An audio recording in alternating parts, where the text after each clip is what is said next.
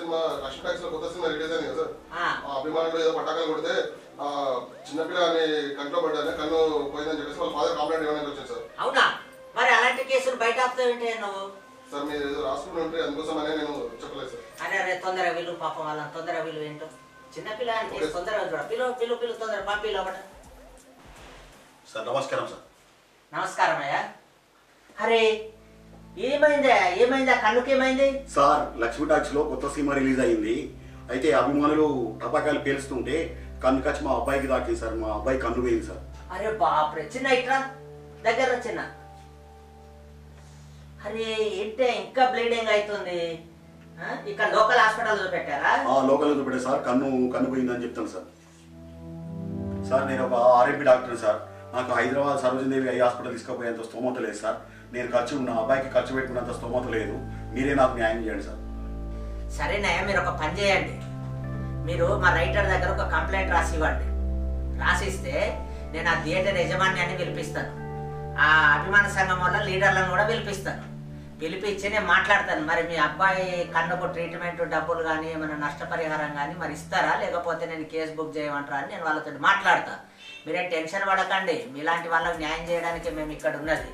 నువ్వు ఇమ్మీడియట్లీ ఒక పీసీని తీసుకొని మన జీపు తీసుకొని టాకీస్ లక్ష్మీ టాకీస్ పోయి అక్కడ అభిమాన సంఘం లీడర్లు ఆ టాకీస్ మేనేజర్ సార్ వెళ్తాడు, మిమ్మల్ని అర్జెంట్ గా పట్టుకొని రా. సరే సార్. కానిస్టేబుల్ సార్ ఏంటి బయట ఆడోళ్ళలో లీనేస్తాను? ఏందా గోలా? ఆడోళ్ళు అంతగానే అరుస్తున్నారు, ఏమైంది? సార్ ఆర్టీసీ బస్ లో ఆటోలు గొడవ పెట్టుకున్నారట. వాళ్ళు గొడవ పెట్టుకునే కాకుండా సార్ కండక్టర్ కొట్టినప్పుడు కండక్టర్ కంప్లైంట్ ఇవ్వడానికి వచ్చాడు సార్. అచ్చా, ఆర్టీసీ బస్సు గొడవనా? అవును సార్. ఆడోళ్ళు అంతా కలిసి కండక్టర్ కొట్టిల్లా? ఆటోలు అంతా కలిసి కండక్టర్ కొట్టింటే కండక్టర్ ఇప్పుడు వాళ్ళని తీసుకొని వచ్చాడు కంప్లైంట్ ఇవ్వడానికి. లోపలికి పంపు. Okay sir. ఒకసారి మన సంఘం వాళ్ళతో తలకాయ నొప్పి అంటే ఆడోళ్ళతో తలకాయ నొప్పి. లోపలికి పంపు, అందరినీ లోపలికి పంపు ఒకసారి.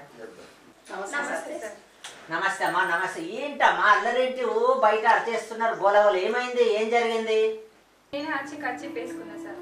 పాపం చిన్న పిల్లని కొంచెం జాగించిన సార్. నన్ను దొబ్బేసి నా పైన కూర్చున్నా సార్. బర్రె ఏంటిదే బర్రెది గిర్రదని మాట్లాడతాను. బర్రెదానా తినేదానా అంటే కోసి కారం పెట్టను, బాగా నాటకాలు చేస్తాను. అరే ఓ కానిస్టేబుల్, ఆ లేడీ కానిస్టేబుల్ మీరు ఇలా ఆపుతారు సార్. చిన్న పిల్ల అని కొంచెం జాగించిన సార్. పోనీ చిన్న పిల్ల కూర్చుంటారా? నేను నాకే కావాలి మొత్తం, నువ్వు లేచి వేరే పక్కకి వెళ్ళు అని నన్నే దొబ్బేసింది సార్. ఈమె పడతా సార్, నన్ను దొబ్బేసి మరి కూర్చుంటాను సార్. చిన్నపిల్లని పైన కూర్చోబెట్టుకొని కూర్చున్నా సార్. ఆమెను అడగండి సార్, ఎంత అల్లరి ఎంత గొడవ చేస్తారు. లేదు సార్, చిన్నగా మాట్లాడడం అంతే. మాట్లాడినందుకు ఇంత పెద్ద గొడవ చేసింది సార్. బక్కది బర్రేది అనుకుంటా తిట్టుకుంటా పెద్ద అల్లరి గొడవ ఎదుగు చేసింది సార్. నన్నే ఫస్ట్ బక్కది, నిన్ను లేపు పడేస్తా, నిన్ను లేపటి ఎత్తేస్తా అంటాను సార్. నా పిల్లని కూర్చోబెట్టి నేనే బక్కది బర్రేది అంటున్నా సార్. పిల్లని పైన కూర్చోబెట్టి పైన కూర్చున్నాను, కింద పిల్లని పట్టుకొని కూర్చున్నా. కావలసుకొని గొడవ చేస్తాను సార్. తర్వాత పాపకి ప్లేస్ ఇవ్వమంటే కొంచెం జరిగి ప్లేస్ ఇచ్చేసినాం. తర్వాత తను కూడా మమ్మల్ని తోసేసి కూర్చుంది. తర్వాత వీళ్ళిద్దరు కలిసి కొట్టుకునేది కాక నాకు కూడా కొట్టింది. మా గొడవ కాకుండా కండక్టర్ సార్ని కూడా కొట్టింది. అవునా? ఈ ఇద్దరిని కాకుండా కండక్టర్ కూడా చూపిందా మధ్యలో? ఏమయ్యా కానిస్టేబుల్, ఆ కండక్టర్ లోపలికి పంపాయి ఒకసారి. ఆయన ఏం చెప్తాడో ఇందాం ఒకసారి. ఆయన లోపలికి పంపు.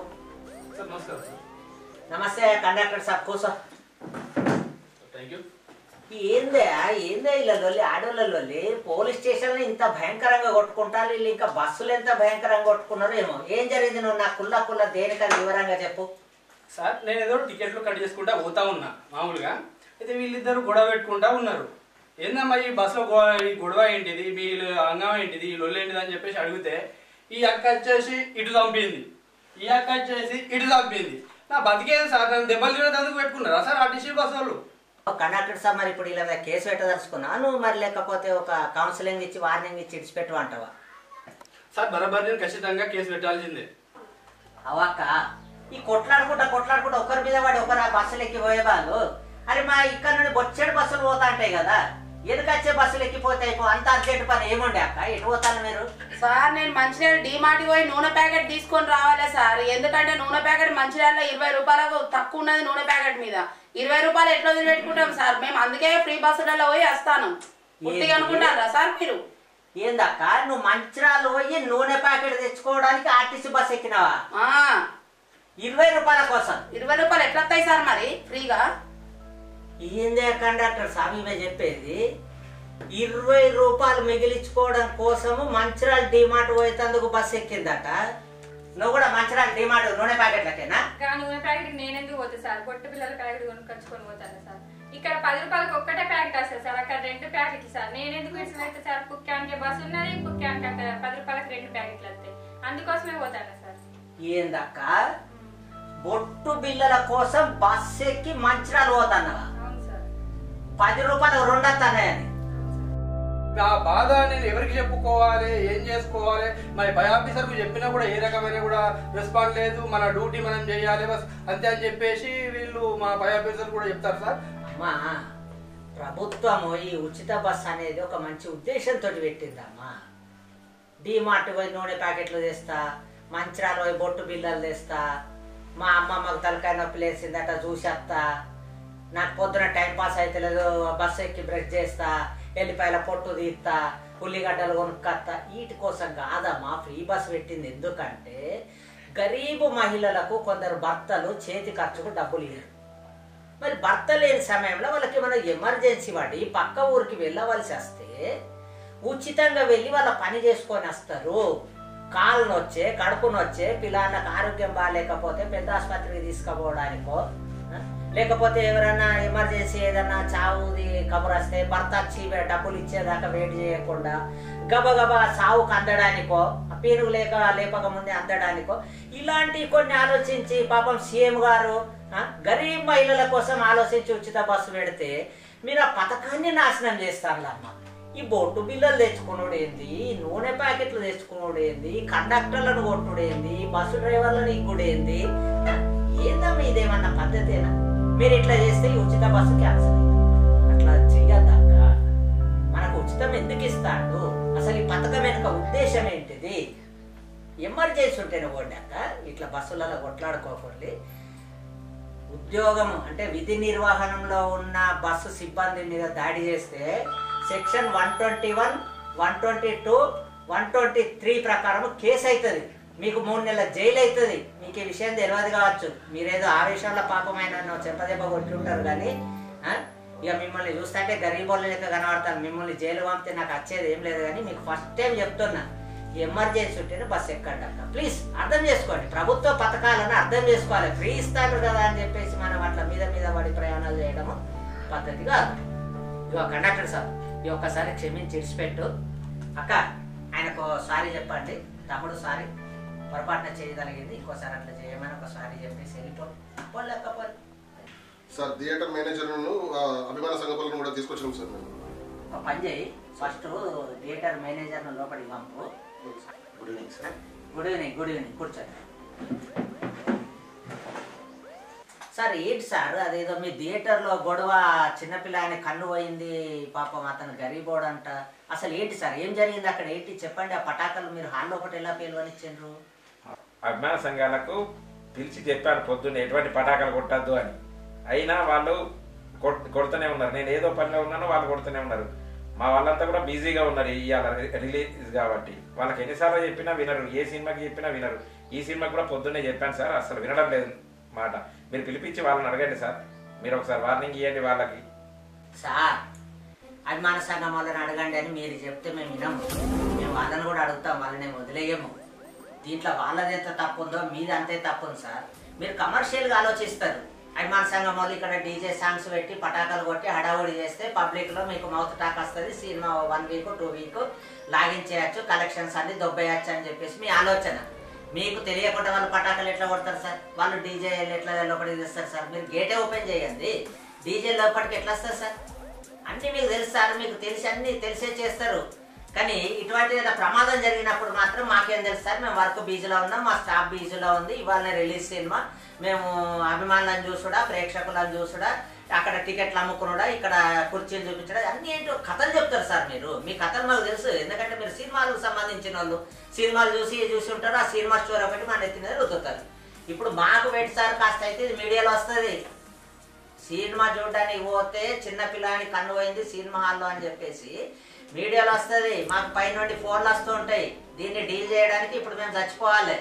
మీరు అట్లా తప్పించుకుంటే కుదరదు. మీరు ఒక పని చేయండి సార్, మీరు కాసేపు బయట కూర్చోండి, నేను అభిమాన సంఘం వాళ్ళని పిలిచి మాట్లాడతాను. నమస్తే సార్. నమస్తే నమస్తే. ఎందుకు పిలిచారండి సార్? ఎందుకో పిలిచారట ఏంటయ్యా, మీకు తెలియదా? సినిమా హాల్లో మీరు చేసిన హంగామాకు, మీరు పేల్చిన పటాకాలకు పాపం ఒక చిన్నపిల్లని కన్ను పోయింది, ఓ గరీబోని కొడుకుని కన్ను పోయింది. ఇప్పుడు హైదరాబాద్ తీసుకొని ట్రీట్మెంట్ చేయించుడట. మీ మీద కేసు రాయడానికి నేను రెడీగా ఉంటే మీరేదో పెద్ద పెళ్లికి వచ్చినట్టు ఏదో పేరెంటానికి వచ్చి ఓ గుంపు వచ్చేసి ఎందుకో పిలిచారట అంటే మీకు తెలియదా? సినిమా థియేటర్ కాడ ఒక పిల్లని కన్ను పోయింది, అసలు మీకు అవగాహన లేదా, లేక తెలిసి యాక్టింగ్ చేస్తున్నారు? మీ హీరోలు యాక్టింగ్ చేస్తారేమో, మీరు చేయకండి మా ముందు, అర్థమైందా? సార్ ఏదో చిన్న దెబ్బ ఆగింది సార్, దానికి ఇంత రాదంతం ఇస్తానే సార్. పవన్ హాస్పిటల్ తీసుకోపోమని చెప్పినా నీకు? తీసుకెళ్ళినా. తీసుకుపోయినా? తీసుకెళ్ళి. మలేష్ అన్న తీసుకుపోయి దగ్గరుండి నేనే చేయించిన సార్, ట్రీట్మెంట్ చేయించిన దగ్గరుండి. ఇంకేం సార్? ఏంటయ్యా ఏం మాట్లాడుతున్నాను? చిన్న దెబ్బనా? Hospital తీసుకుపోయినలా, treatment చేయించిల్లా? అక్కడ హైదరాబాద్ సరోజినీదేవి హాస్పిటల్ పోమ్మని చెప్పిండట బాబు. పాప గరీబ్ అని ఏడ్చుకుంటా పోలీస్ స్టేషన్కి వచ్చిండు. మీరు 100 రూపాయల ట్రీట్మెంట్ చేయించి అయిపోయింది, చిన్న దెబ్బ అంటే నడుస్తుంది అనుకుంటా. మీరు అట్లా అసలు ప్రెసిడెంట్ ఎవరు, అధ్యక్షుడు ఎవరా? అధ్యక్షుడు ఎవరి ముందు నాకు అధ్యక్షులు ఎవరన్నా ఒక్కరు మాట్లాడాలి, అందరు కాదు నాతోటి. సార్ ఈ డిస్ట్రిక్ట్ ప్రెసిడెంట్ సార్, నేను టౌన్ సెక్రటరీ సార్. సార్ నేను టౌన్ ప్రెసిడెంట్ సార్. సార్ నేను హీరో అభిమాని సార్. సార్ నేను హీరో కోసం పానం ఇచ్చేటోని సార్ నేను. హలో హలో హలో తగ్గండి. మీరు టౌన్ ప్రెసిడెంట్ అయితేంది, డిస్ట్రిక్ట్ ప్రెసిడెంట్ అయితేంది, మీరు హీరోల కోసం పానాలు ఇస్తేంది, మీరు ఏం చేస్తే నాకేంది. కానీ నేను అడుగుతుంది ఏంటంటే, మీరు ఆ పిల్లానికి దగ్గర నుండి ట్రీట్మెంట్ చేయించి నష్టపరిహారం ఏమన్నా ఇస్తారా, లేకపోతే నేను ఎఫ్ఐఆర్ రాసి ఆయన కన్ను పోవడానికి కారణం మీరే అని చెప్పేసి ఫైల్ చేయన్నా, ఇది చెప్పండి. కానీ నేను డిస్ట్రిక్ట్ ప్రెసిడెంట్ని, నేను టౌన్ ప్రెసిడెంట్ని, నేను సెక్రటరీ, నేను పానాలు ఇస్తా. పుక్కానికి వచ్చిందా నీ పానము హీరో కోసం ఇవ్వడానికి? పానమే ఇస్తాడట. ముందు ఆ పానం కాపాడులే చిన్నపిల్లగాంది, తర్వాత మీ హీరోల కోసం మీరు ఇచ్చుకోవాలి, మీరు సర్చుకోవాలి, మాకు సంబంధం లేదు. సార్ సమస్యలు ఇస్తున్నారా, బెదిరిస్తున్నారా? అభిమాన సంఘాలు అంటే ఏమనుకుంటున్నావు సార్? తెలంగాణ స్టేట్ మొత్తం పిలిపిస్తే సార్, ఇప్పుడే క్షణాలు వస్తాయి సార్. మలేష్ అన్న ఫోన్ చేయాలన్నా, పవన్ క్షణాలు సార్. మా అభిమాన సంఘాల యూత్ లీడర్ అందరినీ ఈ స్టేషన్ మొత్తం ముట్టడి చేద్దాం సార్ మేము. ఏమనుకుంటున్నారు? అచ్చా, మీరంతా హీరోకు వీరాభిమానులు అన్నమాట. మీరు ఫోన్లు చేసి స్టేట్ మొత్తం ఇక్కడ పిలిపించి ధర్నా చేస్తారన్నమాట. సరే సరే, మనం కొంచెం సేపు ఫ్రెండ్లీగా మాట్లాడుకుందాం. హలో ప్రెసిడెంట్ సార్, అంత ఆవేశం ఎందుకు, కానీ మీరు కూల్గా కూర్చోండి, మీతో నేను కూర్చొని మాట్లాడతాను. ఓకేనా? కూర్చొని మాట్లాడుకుందాం, కాసేపు ఫ్రెండ్లీగా మాట్లాడుకుందాం. నాకు అర్థమైంది, హీరోకు మీకున్న అభిమానము లింక్ అంతా నాకు అర్థమైంది. కూర్చొని మాట్లాడదాం. ప్రెసిడెంట్ గారు మీరు కూర్చోండి, ఆవేశపడతారేంటి? Thank you sir. ఇక్కడ కిరణ్ రాకం కిరణ్. అచ్చా అచ్చా, రాకం కిరణ్. ఇన్ననే నేను రాకం కిరణ్ అంటే చాలా పెద్ద అభిమాని అని చెప్పేసి విన్నాను. సరే కిరణ్, ఓకే, హీరో మీద మాత్రం అభిమానం ఉండాలి. అచ్చా, నేను మర్చిపోయినా, ఆ మధ్య మీ ఫాదర్ చనిపోయినప్పుడు మీ అభిమాన హీరో వచ్చి ఆ పాడి మోసి అంత్యక్రియ లేదా కొండిపోయాడు కదా, కరెక్టే కదా? ఏం మజాక్ చేస్తున్నావా సార్? హీరో వచ్చి పాడమోసలేదు సార్. మొయ్యలేదా? అరే అరే అరే అరే అరే, అవును, అప్పుడు కాదు. కానీ మీ కూతురు పెళ్లిలో వచ్చేసి అక్షింతలు వేసి మీ కూతురు కట్నం చదివిపించిపోయాడు కదా హీరో. పవన్ సార్ మనతో బాగా జోకులేస్తాను, చాలా మజాక్ చేస్తున్నారు సార్. హీరో లేదు సార్, మా కూతురు కానీ ఎందుకు వస్తారు సార్ వాళ్ళు? అచ్చా, రాలేదా? అరే దేనికో వచ్చిల్లు అన్నట్టు నాకు డౌట్. నీ కొడుకు పుట్టినప్పుడు వచ్చి పేరు పెట్టి పెద్ద గిఫ్ట్ ఒకటి ఇచ్చిపోయిండు, ఈ ఊరికి వచ్చిండు హీరో, ఆయనే కదా సార్? హీరో ఇక్కడికి ఎందుకు వస్తారు? మమ్మల్ని అభిమానిస్తున్నారు సార్. మా హీరోయిన్ సార్ ఇక్కడ రావడమే సార్. కూర్చోనే కూర్చో, ఎందుకు నిల్చుంటాను? కూర్చో. అరే మీ గుండెల్లో ఉన్నాడు, ఆయనైతే పానం ఇస్తానన్నాడు, ఆయనైతే వీరాభిమాని అన్నాడు. అరే మీకు ఇంత అభిమానం ఉన్నప్పుడు మీ ఇంటికి కాక ఎవరింటికి వస్తాడే మీ హీరో? ఇదంతా కాదు కానీ మర్చిపోయినా నేను ఒకటి. అచ్చా మీ పిల్లల చదువుకు మొత్తం ఫీజులు ప్రతి సంవత్సరం ఆ హీరోనే కడతాడు కదా సార్? మా పిల్లల చదువుకు ఆయన ఎందుకు కడతారు సార్? మా హీరో ఎందుకు కడతారు సార్ పైసలు? కట్టడా? అరే మల్లేష్ అన్న, నేను మర్చిపోయింది. మొన్న మధ్య మీ భార్య కిడ్నీ ఖరాబ్ అయిందంటే హైదరాబాద్ లో దగ్గర ట్రీట్మెంట్ చేయించాడు కదా, బిల్లులను హీరో కట్టాడు కదా? ఏం లేదు సార్. లేదా? మరి ఎందుకయ్యా మీకు ఆ హీరో అంటే అంత అభిమానము? ఎవరయ్యా హీరో? ఎవరయ్యా? వాళ్ళు ఓన్లీ యాక్టర్స్ అనండి. హీరోస్ అంటే ఎవరో తెలుసా? నిజమైన తుపాకులు భుజం మీద వేసుకొని సరిహద్దుల్లో మన దేశాన్ని కాపాడుతున్నారే వాళ్ళు హీరోస్. మనకు 3 పూటల తిండి పెట్టడానికి పొద్దున 4 నుండి సాయంత్రం 6 వరకు పొలాల్లో కష్టపడుతున్నారే రైతులు, వాళ్ళు హీరోస్. ఎవరినో పట్టుకొని హీరోస్ అంటే ఏంటయ్యా? 100 కోట్లు తీసుకొని అసలు సోషల్ రెస్పాన్సిబిలిటీ లేకుండా ప్రవర్తిస్తున్న వాళ్ళు హీరోస్ ఏంటయ్యా? మీ నాన్న హీరో, మీ అమ్మ హీరో, నీ కష్టం వస్తే నీకు తోడుండే నీ స్నేహితుడు హీరో. అంతేగాని ముఖానికి రంగేసుకొని 100 కోట్లు తీసుకొని తైతక్కలాడేటోడు హీరోనా? వాడు చేసే ఫైట్ రియల్ కాదు, వాడు చేసే డ్యాన్స్ రియల్ కాదయ్యా. 24 ఫ్రేముల్లో 2400 మంది పనిచేస్తే ఒక్కడు హీరోగా తయారవుతున్నాడు.